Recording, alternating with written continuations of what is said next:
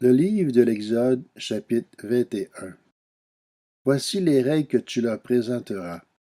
Si tu achètes un esclave hébreu, il servira 6 ans, mais la 7e, il sortira libre, sans rien payer. S'il est entré seul, il sortira seul.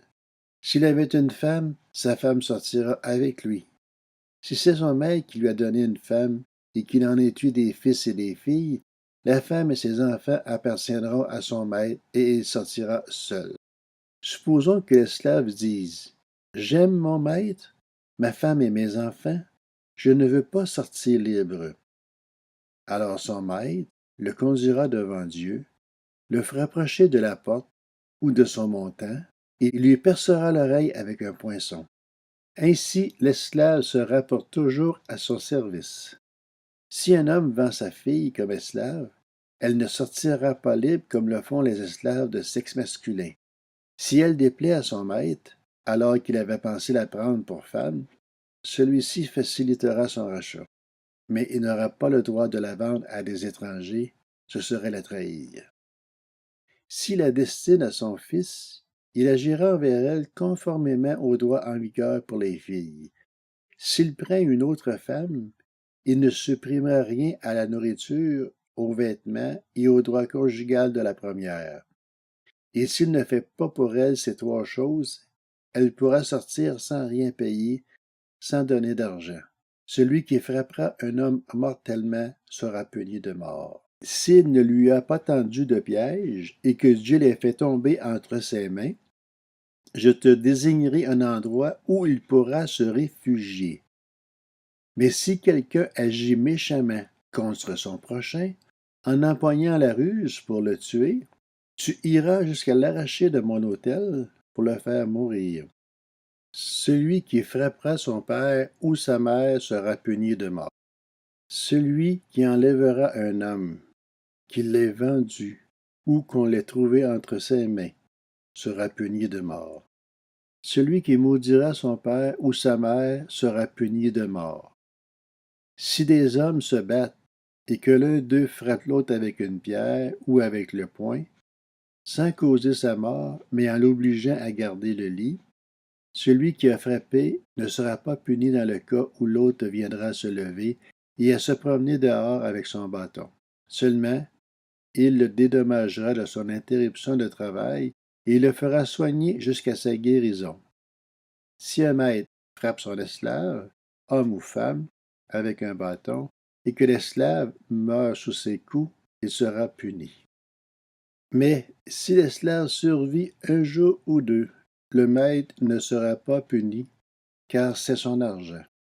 Si des hommes se battent, heurtent une femme enceinte, et la font coucher sans qu'il y ait de conséquences malheureuses, ils seront punis d'une amende imposée par le mari de la femme, qu'ils paieront devant les juges. Mais s'il y a une conséquence malheureuse, tu donneras vie pour vie, œil pour œil, dent pour dent, main pour main, pied pour pied. Brûlure pour brûlure, blessure pour blessure, plaie pour plaie. Si un homme frappe l'œil de son esclave, homme ou femme, et qu'il lui fasse perdre l'œil, il le laissera partir libre pour le prix de son œil. Et s'il fait tomber une dent à son esclave, homme ou femme, il le laissera partir libre pour le prix de sa dent. Si un bœuf frappe de ses cornes un homme ou une femme, et que la mort en résulte, le bœuf sera lapidé. On ne mangera pas sa viande, et le maître du bœuf ne sera pas puni. Mais si le bœuf avait déjà tendance à frapper, et si on en avait averti son maître, qui ne l'a pas surveillé, dans le cas où il tuera un homme ou une femme, le bœuf sera lapidé et son maître sera puni de mort. Si on impose au maître un prix pour le rachat de sa vie, il paiera tout ce qui lui sera imposé. Si c'est un fils ou une fille que le bœuf frappe, on lui appliquera cette règle. Mais si c'est un esclave, homme ou femme, on donnera 30 pièces d'argent au maître de l'esclave, et le bœuf sera lapidé.